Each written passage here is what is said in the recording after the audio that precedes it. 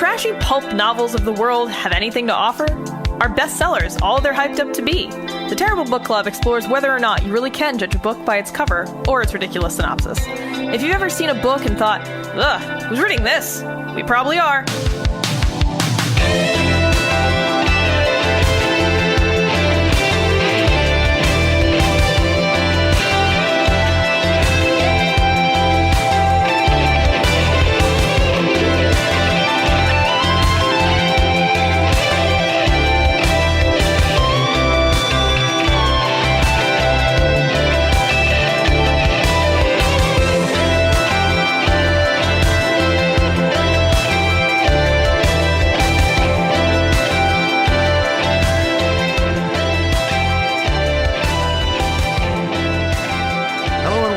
Episode 25 of the Terrible Book Club. I'm Chris, and this is Paris. Hello. And this time we read Audubon's Watch by John Gregory Brown. We actually received this book from kind of a friend of mine, someone, well, I'm not going to hang out with her a lot, but like a friend from high school that I'm friends on Facebook with. I saw her post a 1-star review of her like Goodreads account that she shares to Facebook, I suppose. Yeah. And I was kind of all over it after that because I was like, well, I see you have a terrible book that you don't like very much, so yeah. I need as much of those as I can get. So she met me in a train station and handed this off to me. How very romantic. Just like this book. Yeah. It's signed by the author. I know she told me why that's the case, I believe, or maybe I wasn't listening. I'm sorry, MK, if I forgot something. But she did not like it, clearly. So I thought it was a perfect candidate for our, whatever you want to call this. Our Terrible Book Club? Yeah. The title of the thing? Okay, all right, sure. That's what we can call it. Wait, You're right about that. who do you have? MK, that's who we have to thank? Yeah, yes. All right, well, thank you, MK. We very much appreciate when we get books for our horrible hobby. I don't know why it's signed, but that was a surprise to me when I opened it, because the book is in like pristine condition. Do you think this is the type of author that has signed a bunch of copies of his book and just like cast them out I into the don't world? No, I don't think so, because this is a genuinely published work, and this author has won the Steinbeck Award, which is surprising. We're given kind of this tripping book. On some like Is this some mass market like normal shit? Actually. It's a literary attempt. It's a try at some serious business writing. Yeah, and like unlike a lot of the fare that we usually right. So this schlock at people on right. This thing. Yeah. So this is a guy who's won the Steinbeck Award and some other award. He teaches creative writing at a college. He lives in Virginia. So you know. I don't think that you know where to find him. Yeah, right. Yeah, so go burn his house down. No, I'm kidding. God, Lord, no. It's a joke. It wasn't that bad. We're a funded podcast now. Yeah, I'm just joking. So Jesus Christ. Oh, yeah, that's right. We have a kind of special little announcement at the end of the episode in relation to that topic. We'll get to that. Anyway, but like, let's get to this book here. It's a thinner one for us. It's not our usual 800-page fantasy. Yeah, it was 210 pages, and the font is kind of big, so I read it in like 4.5 hours. It took me a bunch of tries because it is really boring. Yeah, so nothing happens in this book. Some things happen. What was your argument about the things that happen in this book? Look, okay, so this for a very general overview of things that happen in this book, John James Audubon is dying. And he's got a real guilty conscience about that one time 30 years ago where he touched his friend's wife a little bit. That one night in Vegas. She seduced him to like get him to draw her because he's a famous artist guy for like the form or something. So we are talking about the John James Audubon, fucking bird guy extraordinaire. This author decided to write this weird fiction about him. Personally, that's the weirdest thing about this book for me. When I first read I read this book like, before what? you. I've read this book before you. And I had no idea that was a guy. Yeah. Chris had never heard of Audubon before. When you came to me and you were like, yeah, it's this guy. I was like, wait, excuse me? Which cast the whole book in a very different... Now it's just like some weird historical fan fiction. Yes, it really... Historical slash fic. It really is. So, because like, what would possess you to write about some ornithologist slash artist from the 1800s and like paint him in this sketchy creep light? Like, why would you do that? Based on like the way this book is written and like the way people speak and the way metaphors are thing, maybe this dude just actually reads like 1800s ornithologist diaries, and he caught one that like inspired it, or maybe he just lost a bet to someone. That was my theory. Like, right? Yo, I bet you can't write a book about some random ornithologist. Being a tit crazed weirdo, because he really. So this book loves boobs. It's about no, this book does. John James. Well, I guess they both. There's two characters. Okay, yeah. Let's maybe talk about. But I will say that John James Audubon himself is the serial titty sucker. if this book is to be believed, more so than his friend Emile, who also likes to suck a titty every once in a while, but. They're okay. Doesn't seem to be as into it. I'm crying. If there's three things that John James Audubon is into, crying. It is birds, art, and sucking on tits. Yep. He really likes all three of those things. So I was really caught by surprise by all the sexual topics in this book, because I was like, oh, this is going to be some like overwrought romantic thing. And it kind of was, but not really. So anyway, the whole book is based on, like you were saying, a single passage in Audubon's diary. So when Audubon was in like his 20s or 30s, he, I think in his 20s, he was working as a tutor to some rich people's Peeries. The Peeries. Peeries.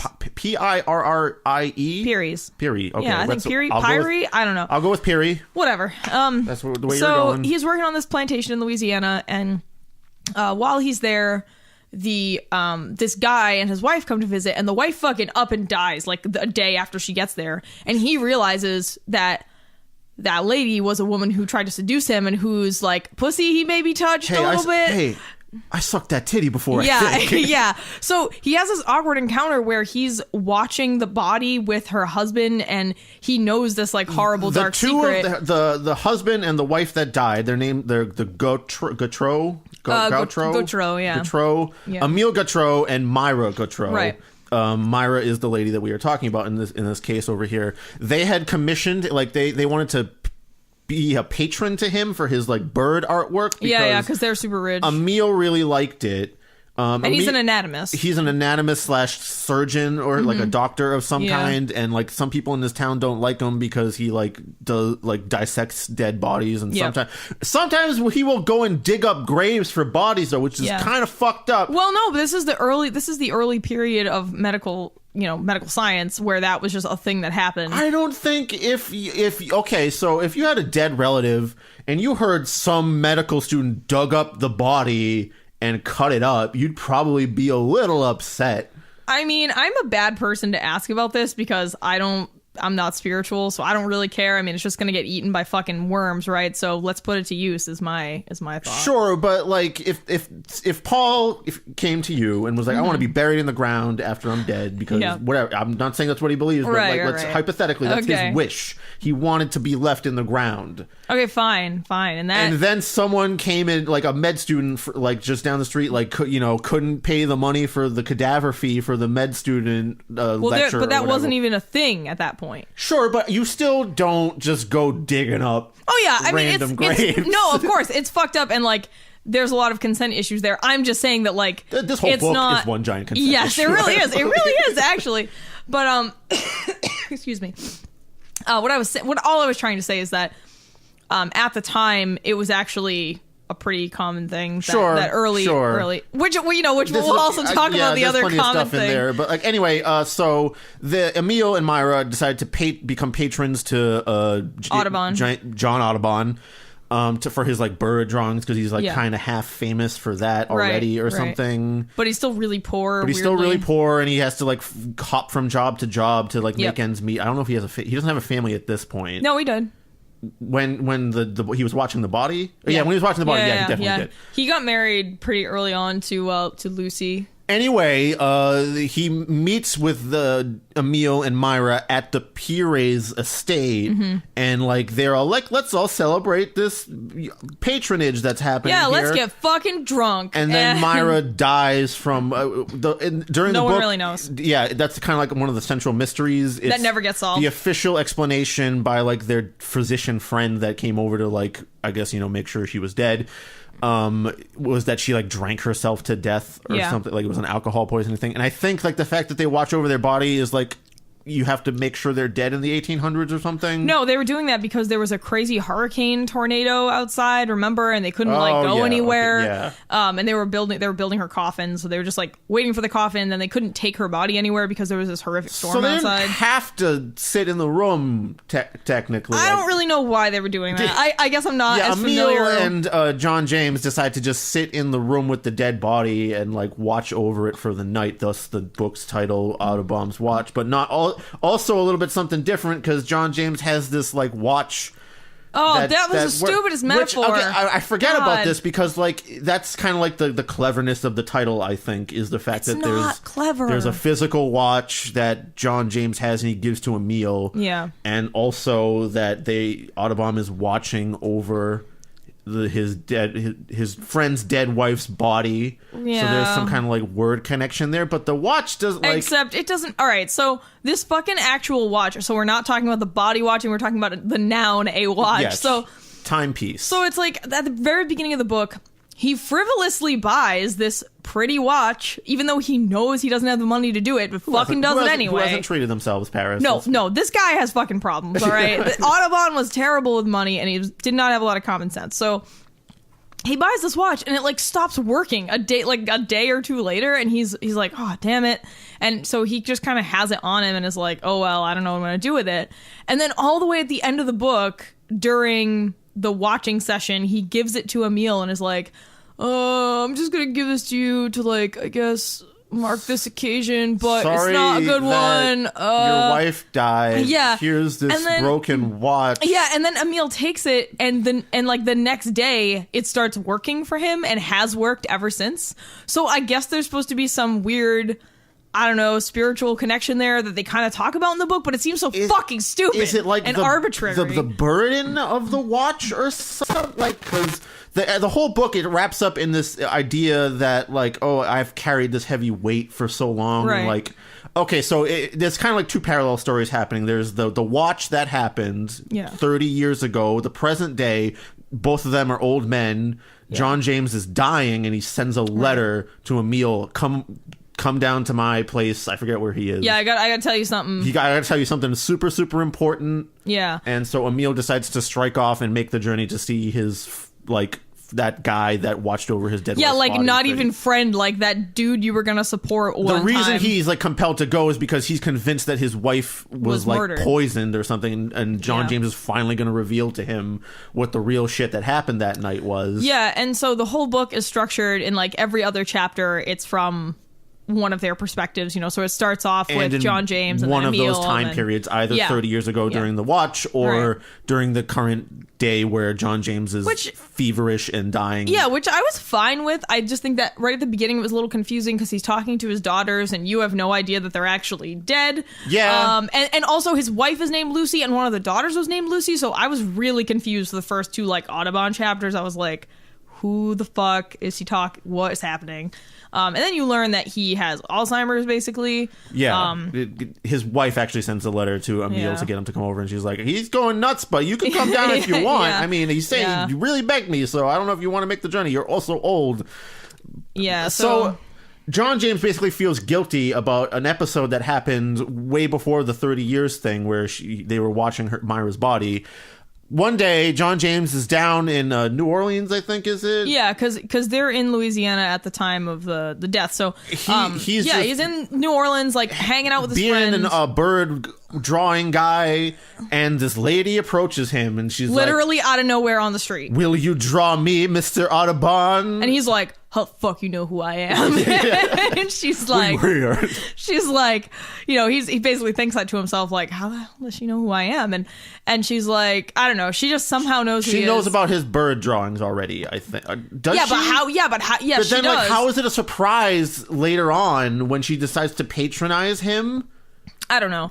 So what I don't understand though is how she knew what he looked like. I don't know if maybe he was in town and somebody was like, yeah, he looks like this. There was like portraits and stuff in the late 1800s. I'm sure maybe he had like his picture somewhere. Maybe. So anyway, she just walks up to him and is like, draw me like one of your birds. Draw me like one of your bird girls. like one of your herons. And she takes him back to her apartment. Which we're gonna get into. Go So ahead and tell us. So she takes him back to her apartment. And he doesn't even know her name. He's never met her before. So this was really just like a kind of a comedy of circumstance 30 years later when he suddenly is present for her death, because at this point... And she is, in fact, his patron to be. Right. As at this point, she's just a random lady on the street and he needs money. So he's like, yeah, sure, I'll draw your portrait. She's rich. She'll probably pay me. So... And that was something he used to do, Yeah. He would just draw little sketches or whatever for people and, trade it for a meal or whatever. So he goes to her apartment, and the only other person there is, a slave who answers the door silently, does not speak. There's a whole lot of just like casual slavery. Oh, we're going to talk about the racism in this book, but right now, so he goes in, they go upstairs, and she's, I don't know, they're like in some room upstairs, getting ready to sit for the drawing, and he's, getting ready, and he's working on the drawing, or he's about to work on it, and she just starts stripping, and he's like, oh man, I'm getting a chub. Like, he's just like, oh no. He cannot handle himself all of a sudden. Yeah, he cannot handle a woman undressing in front of him, which I guess at that point in time makes sense. Might have been pretty rare, Yeah, because he said the way that she did it too was she was just like totally comfortable, and it didn't bother her, and she sat for the painting.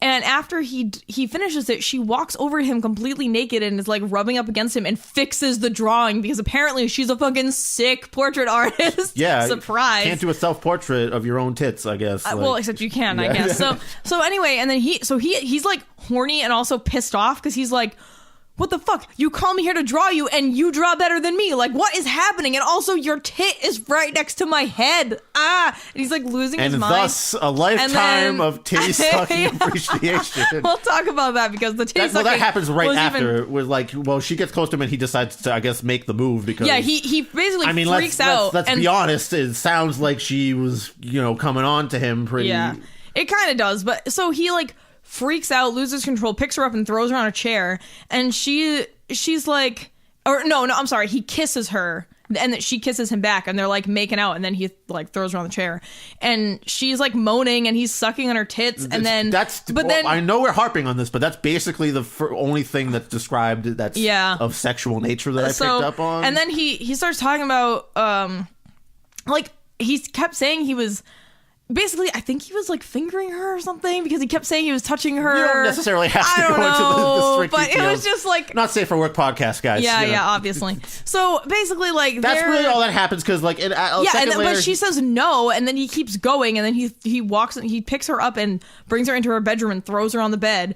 And then starts getting undressed, and she's like, no, seriously, no. And he's like, but you're such a cock tease, or whatever. I don't know, he didn't say that, but he gets all frustrated, and then she kicks him out, and like, that was it. Yeah, like, the end.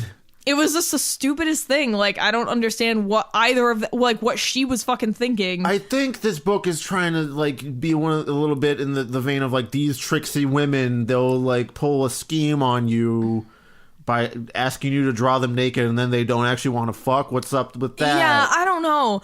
So that's the whole incident that plagues Audubon for the rest, for his whole fucking life, because... Well, he doesn't care about it until when there's the body washing incident, because he's like, oh shit, dude, there was this thing that happened with your wife, and she was married at the time. I forget exactly that's how he figured out that she was married at the time, and that's why he feels so bad about it, because he was... but he was fucking married at the time, too. Shit wasn't gonna weigh on his conscience. But the ladies, he sullied another man's property. You see, right. So that's where the real issue is. Yeah, and honestly, my major issues with this book, other than the fact that it's kind of boring and like not that interesting, we've basically told you the whole plot already here. So it's incredibly misogynistic. It's racist as fuck, and what's the other thing? Perhaps, and just the weird obsession with tits and breastfeeding. Well, like, God, why? This is classic fucking thing that I see in so many things that are trying to be artful. Is like a dude writes about how, oh my god, I love the female body. Holy crap, you guys, you don't understand how horny I get when I see a pair of boobs. Oh my god, they're like mounds of the earth. Like all these weird metaphors. Basically, at least 20 pages in this book is just that, talking about her dark flower. Her Myra, she's got dark ringed hair, like curly hair or something, and that's some hot shit in the Victorian era, I guess. And they can't both both John James and Emil are super into Myra, obviously because Emil's fucking married to her. Yeah, like, but like the whole book is just these two dudes being obsessed with this lady, even though I mean I understand why Emil really likes her, because she wanted to train as an anatomist and ended up being his assistant, and like, you know, clearly shared the same interests as them, and that was very rare for her. She's a free spirit, man. She's not like these other ladies. That is literally something they both say. And then with John James, I don't understand his attraction to Myra other than a physical one, but he's obsessed with her the rest of his life, and he like talks about how, oh man, I wish I could have married a woman like that. Instead, I married my only shitty wife that I still have sex with because, you know, she's my wife, but like she's not much to look at. Like, wow, what a dick. And also, I looked up pictures of Lucy Audubon, and she was a totally fine-looking lady. Oh, really? So, I was like, oh man, I wonder if she was just like... You had to get to the bottom of this. Well, I was also reading about his life because I wanted to know if any of this was true. Was there a Wikipedia entry on titty sucking? No, it was... No, but John James Audubon Society of Nipple Suckling Appreciation. Yeah, I mean... And by the way, the reason we're talking about this like tit sucking thing is because it comes up in the book like seven times. Every time someone has an intimate moment, book. Anytime there's an intimate moment, a mouth is on a nipple. Yeah, that is the first thing that happens, and usually the only thing that happens. Well, yeah, and then like whenever John James is like reminiscing about being a little kid, all he thinks about is sucking on his mom's tits, and it's like really that's the creepy. other thing. It's like he also brings in like the maternal aspect of it too, which is like kind of makes it a little. Oh yeah, it makes it real weird. The whole book, whatever you want to call male sexual stuff, is weird in general. Probably. I wonder what like the estate of John James Audubon feel like, how they feel about this book, and how like paints him as a total creep. Well, actually, John James Audubon sucked many more tits than is portrayed in this. We're offended in that direction. But yeah, so this whole book is about how the only value women really have is like it's just as pleasurable objects that you can own. I hear this all the time in things again that are trying to be artful, like, oh, women are so pretty. Like, we get it. Why don't people have anything else to write about? I'm sure you could. It's not that I don't appreciate a new way to look at something, and that's what most art to me is like, oh, it's a new way to think about this concept or something like that. But I think we've had quite enough of pieces of art dedicated solely, almost 100% to damn, I like tits. Yeah, or I mean, butts, and that's hips or curves and or that's whatever. what this whole book is about. It's like these two dog, guys. Billions of us do. Like, we all get it. Yeah. Wait. I know I mentioned this to you before we started, but like, I don't really understand the concept of manic pixie dream girl. But from what I understand, it seems like this book is about a Victorian manic pixie dream girl that two guys are obsessed with. Pretty much, yeah. Like, she's quirky and like out of the normal and different like super from everyone beautiful. Else. Yeah. And like, yeah. I mean, I guess the modern version would be like she would have a bunch of tattoos. And she would have like shortcut like hair or something that's like maybe like either really bangsy or like razor cut or like have like a half shaved head or something. Yeah, you know, something that's, and she's very excitable and like has a bunch of energy all the time. Where does that concept come from? Zooey Deschanel. Oh.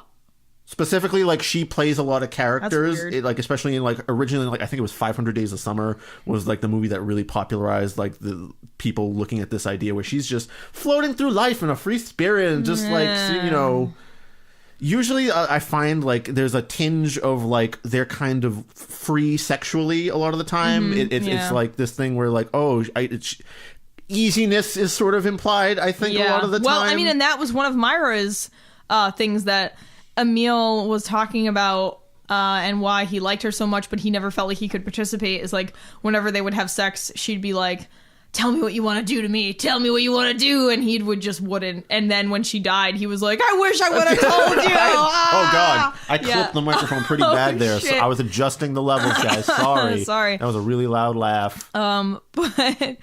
Riding the levels here. Okay, we're good. So it's a strange book in many ways. I mean, I just can't imagine anyone else taking a historical, you know, figure and creating this weird fiction about that. Yeah, it's like just a weird fan fiction with a lot of boob sucking. Also birds. I mean, if you want to know anything about birds, you get to know a lot about names of birds. There's many bird lists happening in here. If you want to know about all kinds of different bird names, there's a whole lot of them and descriptions of how he would draw them. Also, there's a lot, like, I guess John's just like kills a lot of birds to draw them. He will like Yeah, I didn't know that about him. He That's murders fucked up. scores of birds. Yeah, he's a fucked up asshole. So he's like, oh, I love birds. Let me just shoot this one though, because that's how he draws them. He kills them and then props them up with wire and studies them for days and draws them for days and like.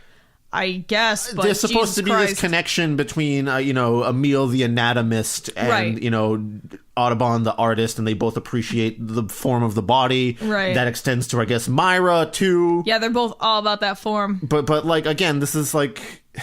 Yeah. Reading like overwrought Baroque-ass descriptions of this is I don't know, it's just super boring to me. Oh, yeah. I mean, it doesn't come through as really anything special, and I really just hate the whole like oh, but we're all flawed though, right? Like we're all flawed. Yeah, shut up. All right. So at the end here is that Emile gets to Audubon's deathbed, and like in his delirium, Audubon like confesses to that moment. Like, yeah, but like really shittily. He doesn't even end up saying what happened because he does. He says, "I drew her," and then like I touched her a little bit. Yeah, he does say that. Yeah, and then Emile's like, "You don't need to go any further," and he's like, "I forgive you." The end. But like Emile didn't get any closure from like the who killed, and he just kind of like. Then he leaves like as if a weight has been lifted, and it's implied that like John James Audubon had the weight of that like guilt lifted off him before he died, right? And then Emile also had like this burden of like worrying about his wife. But like, how was that lifted? Because he, like you said, he found no closure. It didn't make any sense. Yeah, so like maybe it's implied that he realized she really did drink herself to death or something because. Yeah, except I don't know. But he doesn't have that moment in the text. He doesn't have like a thought or anything that's like, I realized that's why she drank herself to death because she couldn't handle being embarrassed about this. It's honestly not very clear why she even drank herself to death or if she really was poisoned. Like, yeah, who the fuck knows? Like nobody. So you don't even get any reasonable clues to figure that out on your own, which is what really bothers me because I actually enjoy books, movies, TV shows with ambiguous endings as long as there is evidence that you can use to construct a point or a multitude of points. But when you have literally nothing to go on and then something just ends, that sucks. At one point it says like under her fingers were blue because of like an arsenic exposure, perhaps. Oh, that thing that women used to do, something women used to put on as makeup that was really dangerous. Yeah, and like no, it wasn't lead. It was arsenic. It was arsenic, and it at one point it might have been implied that she was poisoned by arsenic, like a large dose of it on purpose or something. But it's not like any clues are laid out unless I missed something. No, you didn't. I mean, it's only a 210-page book, and that's generous. Oh, excuse me, and that's generous because the font is pretty big. So. I mean, I think if it was like mass market paperback, it would probably have been like 125 pages or something. But is there supposed to be like an implication that like that physician friend did it or one of the slaves or something? No, there's nothing. I mean, they go over and there's all these other like side characters in the book that I don't even understand why. I don't know. What did the physician that like the physician Ira and then Ira the physician comes over to like confirm that she's dead. Like there's really no reason for him to like he pops up a couple other times as like kind of like a weirdly antagonistic figure to someone for some reason. Like he's just like kind of a jerk, and the narrator at the time didn't like him. Yeah, and then there's the Perrys and how the Perry the wife there, I forget her name. She's a huge bitch, and the daughter is a conniving bitch, and like. Yeah, one of them wanted to marry Eliza, the daughter. She wanted to marry Ira. No. Yeah. Right. Yeah. But no, it's like. But she was fucking around with somebody else. The peer matron. She was upset at one of them because she didn't like. They were childhood friends at one point. Wasn't that the case? Wasn't it John James and the Pierre? What's the late Eliza? Eliza. John James was her tutor.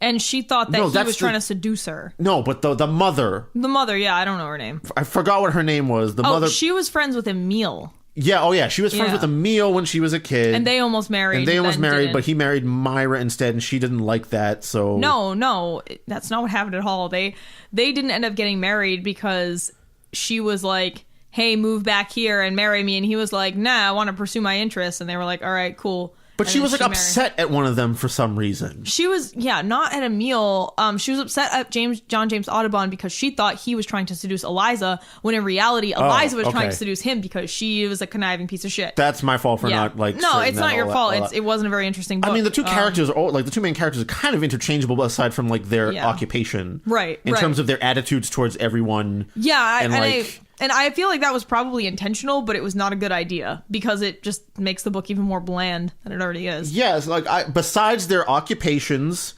and like who they're married to. Yeah, they're not much. They both really like Myra. They like to appreciate bodies as art in some form. Yeah. And one of them is an anatomist that appreciates art, and one's an artist that appreciates anatomy. Yeah. The end.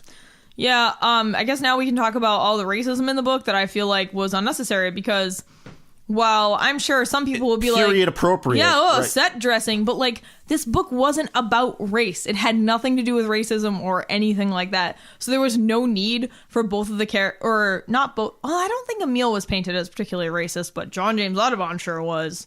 Audubon was like, oh, that Negro, he is so much smarter than others I of like his their race. cultures and customs. It gives me much joy to... Yeah. I love those darkies. Oh my God. Like, they say some really fucked up shit. But technically, I guess that would be kind of incidental to the time period because if there's slaves hanging around, you're gonna, like, that, you should probably have one in the background of rich people in the 1800s or something. Yeah, like, but I just feel like it didn't need to be part of their dialogue. Do you want the slaves to be invisible from history? Is that what... I mean, in this case, yeah, because it had nothing to do with the book. There was just no need to include them. I guess just period set dressing is like what you like, right? Yeah. I mean, I guess I would have been fine if you're there right were that African slaves they're effectively around, props, which is also shitty. Yeah. So it's like, I mean, I guess because like during the storm, like everyone's upset that they have to like take all the corn down or whatever, the sugar cane. They have to harvest all the sugar cane, and like all the Negroes was wailing outside because how they had to take the harvest in early. And like that's really it. Like they're kind of creepy outside. Like the both characters during the watch over Myra's body like kind of find that like creepy or something or like ominous. Oh, because they got scared by a horse approaching or the winds rising or something because there was a storm happening. But they also described the slaves working outside as like having this sort of ominous tone. Yeah, and then it turns out that like that somehow foreshadowed the burning down of the Peoria Estate years later. Which is, again, it's like another weird supernatural kind of thing that doesn't need to be in the book and didn't really make sense. There's a lot of, like, attempts at connections, and, like, they kind of fit in the sense that, like, oh, those, like, you know, the watch and the watch, but there's not a lot of actual content to, like, I still don't know. The title is definitely telling me that there's some connection to be made between the watch over the body and the physical watch. But, I mean, there isn't...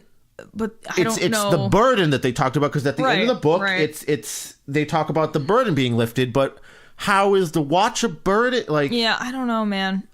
Is it because like the watch was useless to John and like Emil could use it because it was Myra? Was the watch Myra? Was she useless to John but then useful to Emil? Really, I don't know.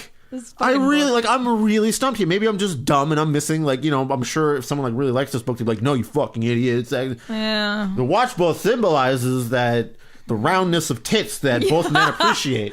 Yeah. But anyway, the racism in the book. The long feminine arms of the watch. It did actually bother me because if it had been a book that was about race relations or you know whatever at the time, fine. Now, honestly, that those sentiments need to be there, but I felt like the characters were just racist to I don't know, for no reason, and it didn't add anything to the book. Period appropriate racism. Just you know, it is incidental to like being a white dude in that time. I guess is you're probably gonna be pretty racist because that's the general idea of the time. Is you know.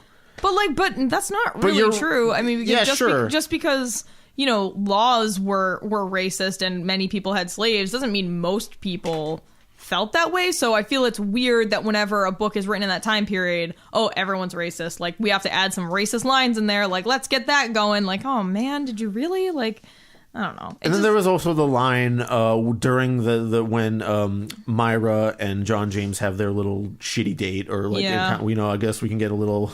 whatever you want to call that, because she said no and he kept going, and there was a one line where he was like, but she came on to me though. How am I supposed to, how do you expect a man to react? Oh yeah, there was this amazing paragraph, where he's like, she asked me to come to her house. She let me in her door. She took her clothes off in front of me. It was, how, like you said, it ends with some line that's like, how else was a man supposed to act? And that's the other part of the book I hate, where it's just like, how about you just zip up and walk out if someone's not into it, because that's no fun. And how about also, you're married, you fucking asshole, so maybe don't. Yeah, but again, I think there's a little insinuation here that Myra really was the seductress, and like how, Oh yeah, I think she was. I mean, I think she women have to be careful with how they throw their body around or whatever. Like I think Myra was definitely. So, oh yeah, that's right. We never talked about the house and why that was significant. The apartment that she took him to. Oh yeah. So that's significant because throughout the book, Emile talks about how Myra suffered from, I guess, depression. She has bouts of sadness. Yeah, so bouts of melancholy. So when she would get really depressed, she would retire to his old apartment, which he kept just for her to use for this express purpose. So whenever she was at that apartment, it was because she was suffering from depression. But in reality, I think she was suffering from needing some different dick, and that's what that apartment was for. Pretty much. It seemed, or maybe not, because she didn't actually do anything, and she didn't want to, I guess. So I think that she changed her mind about it. Sure. Personally. Yeah, that again, that's the gray area that I think the author is trying to imply, that she just like pulls this trick thing on a lot of men, maybe, or something. Well, I think that she probably wanted to, but then maybe thought like, oh man, this guy's actually kind of famous. Probably not a great idea to have a fucking, tryst with this guy. Sure. Or whatever. I don't know. Again, that's another like really, there's a lot of stuff here that just is loosely connected, and like the metaphors trying to be made, I didn't pick up on a lot of profound connections or anything. I was honestly looking for like a couple of lines that like said something really neat or profound, or like a neat phrase or something, but there really weren't that many. I mean, like the writing wasn't awful. I just thought it was boring, and I thought that like we've already said, all the themes in this book are just not super exciting or original. Also, this book inserts a lot of Keats poetry and work. Endymion is referenced a couple of times, but I'm not super familiar. So I'm not sure what reference was being made there. Me neither. I'm not also super. I had a lot of fun reading this book. Whenever it went to John James Audubon, it would be Grandpa Simpson's voice in my head. And whenever we went to a meal, it was the long white beard guy. Oh yeah, that's the moon pie. That's a paddling guy from The Simpsons. Moon pies and paddling. Yeah, that guy. So I mean, that's it's a good way to really look at fun to read passages in this book in that way. I'm trying to find a particularly ribald chapter. While you do that, I'm going to talk to you about Myra and how she's a shithead. So it basically, as the book goes on, you realize that Myra had this this apartment that she kept to probably fuck around on her husband, because you come to find out, she's actually quite a bit younger than her husband. I think they're at least a couple decades apart. So, and at first you don't realize that, because both of the narrators are talking about how old they are, and you don't really realize that Myra was so much younger than Emile at the time. So, yeah, I think that she was actually kind of a shithead, and, unfortunately, these two men are obsessed over this woman who is just not a great person, it seems, and who may have killed herself because she perhaps realized that, or was murdered by someone for why would she kill herself? I don't know. That night, when she knew who he was from before, they both made the decision to pay. It's not like Emile came up to her and was like, I found this bird drawing artist, let's be his patron. Yeah. He said it was John James Audubon. Yeah, that's true. Yeah, she knew who she was gonna... So she committed to it and then went all the way to Louisiana and killed herself over that? Yeah. So that kind of implies to me that she was killed by someone? Yeah, I mean, I think she might have been, but like, no, there's nothing to help you figure out exactly what happened. I don't know. Yeah, it's just it's a bad mystery. All right, I'm going to do my best Grandpa Simpson here. All right, wait, what chapter is this? In an hour's time, the drawing was... That's not Grandpa Simpson at all, actually. I'm very... I don't know what that That's the 1800s voice, I guess. That's great. No, I can't do Grandpa Simpson, turns out. Oh, yeah? How's your Grandpa Simpson, actually? Hit me with it. Oh, I don't think I can do it. All right, I'll just do flourishy 1800s Yeah, guy, there you go. I guess. In an hour's time, the drawing was done, and the woman rose and quickly strode towards me, without reaching for her clothes. She regarded the page and then asked, as though she were merely requesting the slightest indulgence, if she could attempt a small adjustment. I am not possessed of excessive vanity, my dear girls, but I could hardly disguise my surprise that this woman, still unclothed, would presume to alter a work I had in a moment declared complete. It was far more than surprise. I took great offense at this circumstance, yet I stepped aside, throwing my arm out and motioning to the page in silent acknowledgement that since she was to pay, she was free to do as she pleased with the work. How much more satisfactory it might have been if she had been intent only on paying tribute to her own vanity. Instead, though, I watched with no little amazement as she deftly improved my drawing, correcting an errant line, enriching a shadow, suggesting in the features of the face the mystery I had sought to capture but not.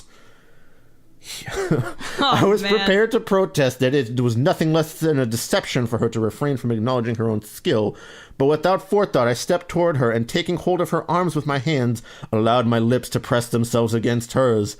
Gone was my resolve to put aside all desire, to refrain from acknowledging the full power of her allure.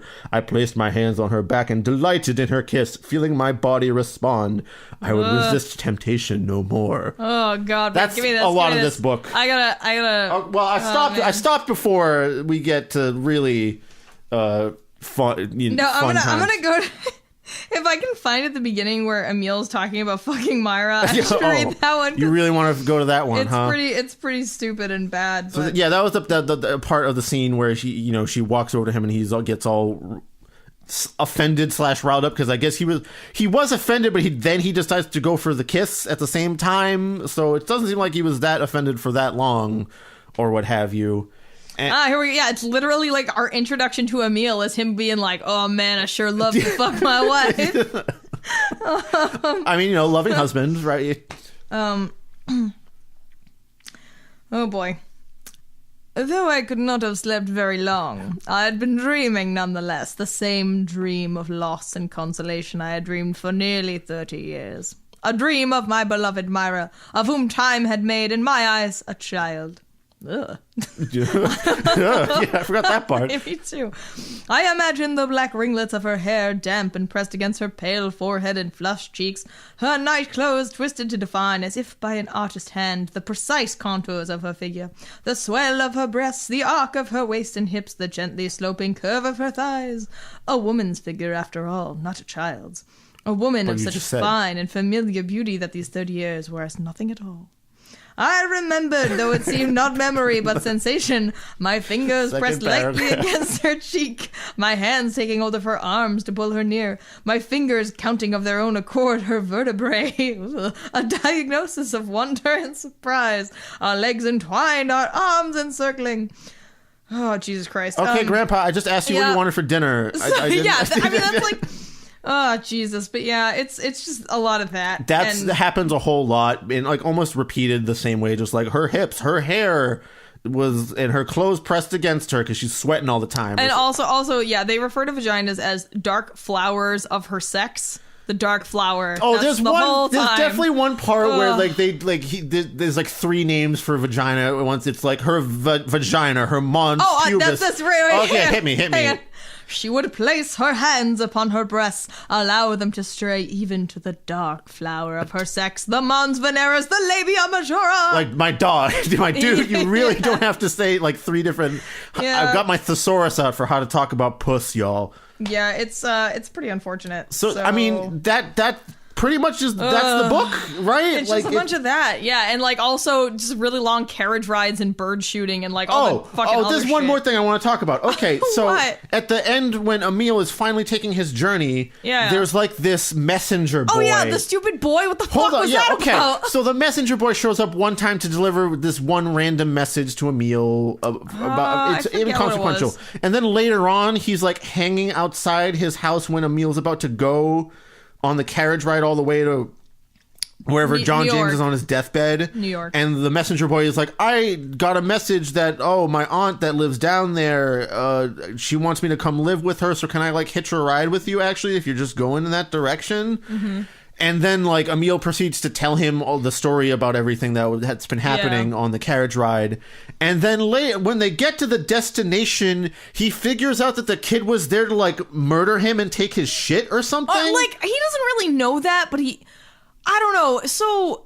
yeah, like we were saying, there's all these side characters that, like, I don't even know why they bother fleshing out. It was like, he was like, oh shit, I guess they're gonna make this a book. It's implied that the messenger boy hitched a ride to, like, take Emil's stuff or, like, rob him or something, because he had a lot of money on him. Well, yeah, because But then the messenger boy is so fascinated with the story that at the end of it, he's like, no, I'm actually going to... He says something to the effect of, like, oh yeah, I totally was, but I actually want to find out how this ends. Go talk to John James. No, he didn't say he was going to do anything. He just didn't respond when Emil was like, oh, you were probably going to murder me and steal my stuff. And the kid was like, that's, you know, come on, that's basically, you know. Yeah, and it's just such a weird thing because... So he was so fascinated about this dude, like, the old man's story. I don't think any young, like, he was sitting in the carriage, like, listening to this old guy talk about how many tits he sucked. Yeah, right. All the time. He's like, I gotta find out how this ends. Yeah, it doesn't make any sense. It's not very believable. And then Emil is like, you know what?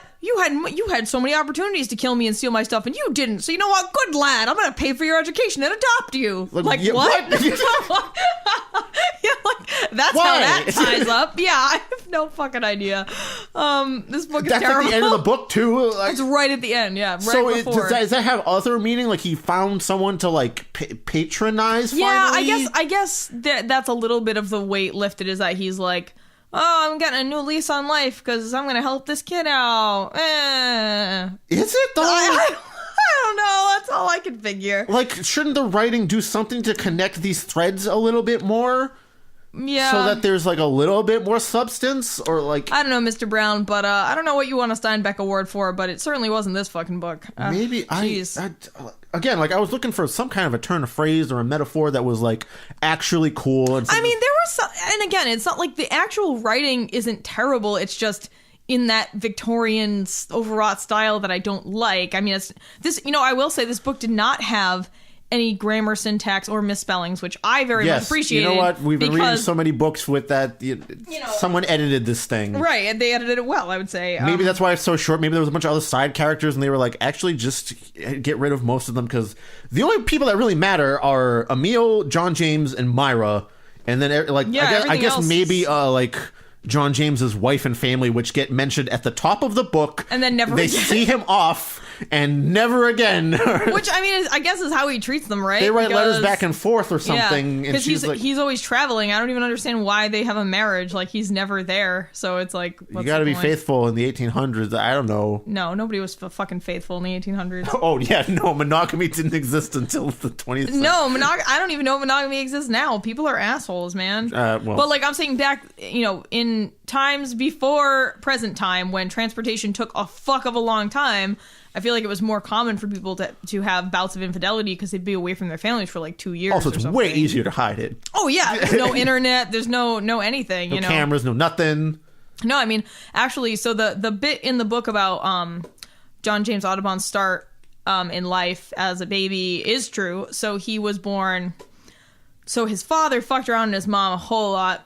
So he's actually French, Audubon, and his dad had a wife back home, but he was a naval captain or something and a slave owner in Haiti. So, well, it wasn't called Haiti then, but it's where it is now.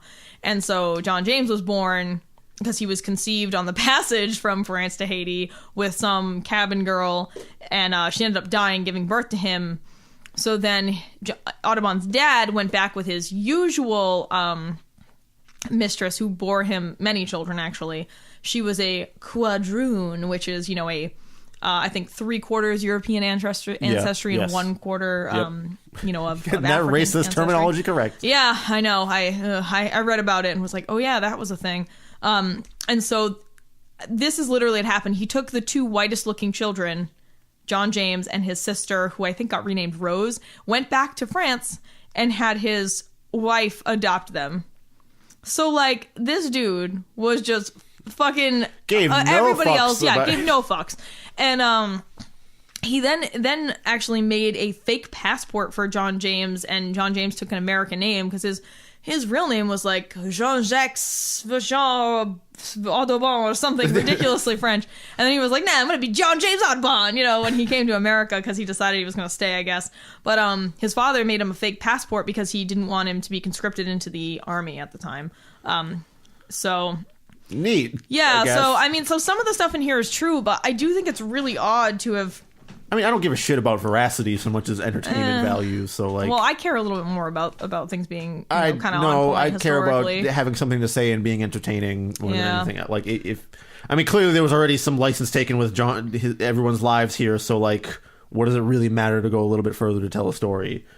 But in the end, again, like, was there any sort of profound metaphor, or not even profound, just like a good metaphor or connection that you saw in there between anything? No, I mean, there were some turns of phrase that were good, but I honestly, they were so few and far in between that I didn't really take note of them. Yeah, Sorry. So in summary, birds are dope, tits are also dope. Probably in bird form and lady form. Also cheat on your wife, I guess, and then be crushed by guilt for 30 years. Not because you cheat on your wife, but because you touched another man's property. Yeah, sure. I mean, Emil seemed to be fine the whole time. Yeah, that's true. He did really love Myra. He did. Even though she was a fucking asshole. I hate that lady. So yeah, I don't really have much more to say about this one, I guess. Yeah, it was not, don't read this. It's not a good book.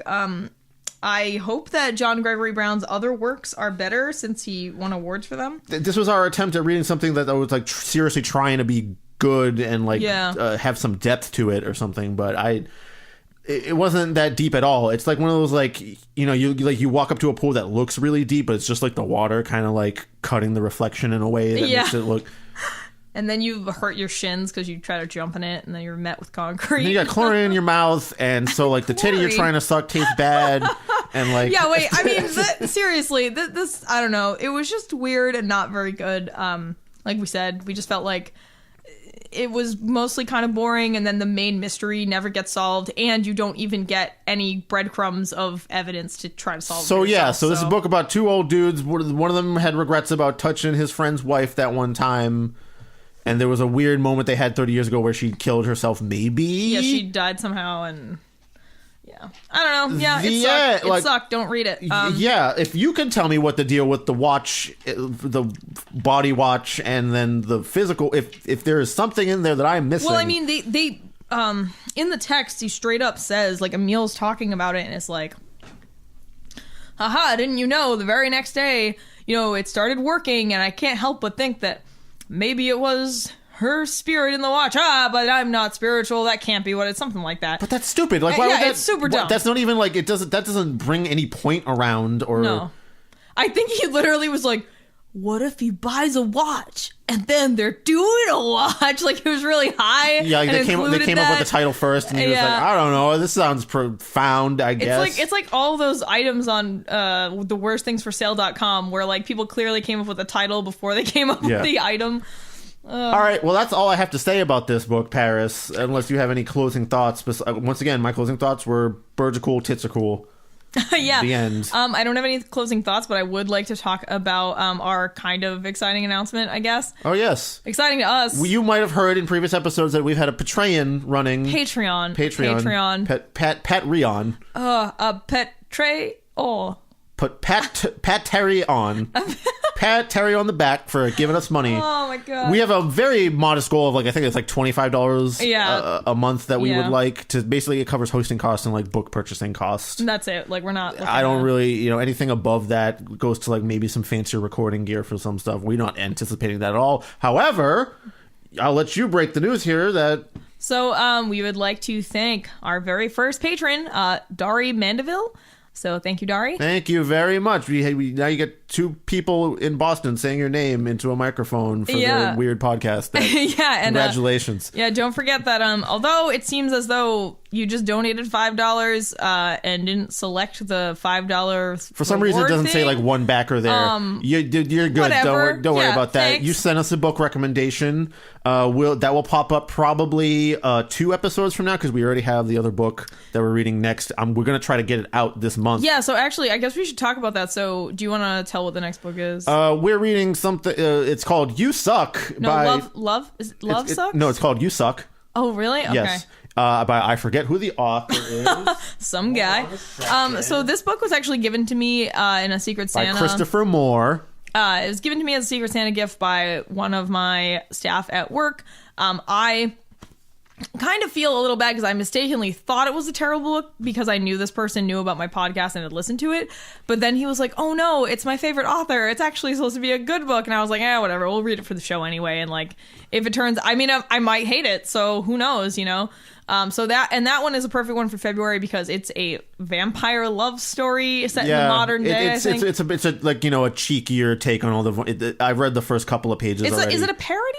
It seems like a little bit. It seems like it is a lot like that. Although I don't like the title. I saw when I was looking for other terrible books, I saw a very similarly themed book with almost a very similarly themed story with a better title. Interesting. It was called Necking. Oh, that's funny. Which is way better. Yeah. So already he's lost on the title game in terms of this. So Chris is reading it now, and then he'll pass it to me, and we will. Then we will get to the recommendation that Dari. So Dari recommended. Thank you, Dari. You recommended the Dragon Prince series by some lady named Dawn. Melanie, I think. Melanie Ron? Yeah. Melanie Dawn? I can't remember now. Yeah. But it sounds like we're going to be reading about some maybe dragon sex for the next book. I don't know. Is that what the... Oh, cool. All right. I don't know. You read part of the fucking synopsis and it sounded... I didn't see any implied dragons. I think you just want that to happen. No, I don't want... Anyway, thank you, Dari. We will probably read that for March unless you would like us to read something else for you. Yeah, sure. And there's other rewards there under that $5 tier since that's the highest tier. No, the $8 tier is the highest. $8 tier. Okay, so but still, there's plenty of rewards that. Yeah, you can also choose a scene for Chris and I to reenact from that's any something previous that you have book, control over now, which is insane. So now that we're directly wisely. addressing you on this podcast. Yes, hello. We're in your ears now. Yeah, and just think if you want to be cool like Dari too and get weird messages from us from beyond the internet, please give us some money. Yes, yeah.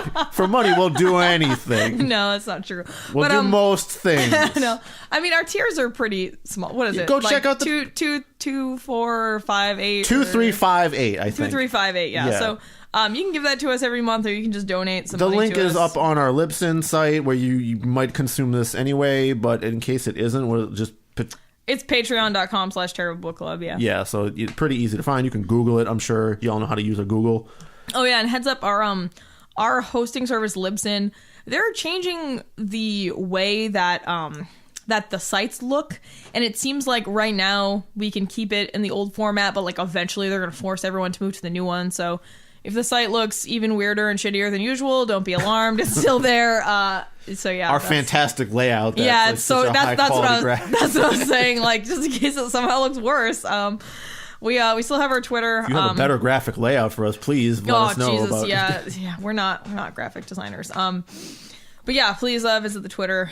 Check us out on Facebook. Not that we have a lot of content, but we love hearing from you guys. So yeah, honestly, the more comments we get, and like the fact that we got this patron is amazing. Actually. Yeah, I honestly hadn't checked our email in a really long time because I just gave up hope, and then Dari appeared. Thank you for giving me hope again. Thank you very much. So clearly some of y'all, we would give us book recommendations where you even heard about us from. Yeah, we would love to know. Like any words given to us by actual fans is basically mojo juice to get more of this stuff out there because we know people are listening to us babble about this garbage. So the plan is to have the vampire love book done by the end of February and released in February, and then for March we'll probably do that dragon book unless Dari would like us to do something else. Sure, yeah, you still have the power to change your recommendation, but that's going to be it for this episode, I suppose, unless you have anything else to say before we wrap it up. No, don't read Audubon's Watch by John Gregory Brown. Don't do it. It was pretty stupid, and see you later, I guess. Yeah. All right. See you later, guys. Thanks for listening. Bye. Bye.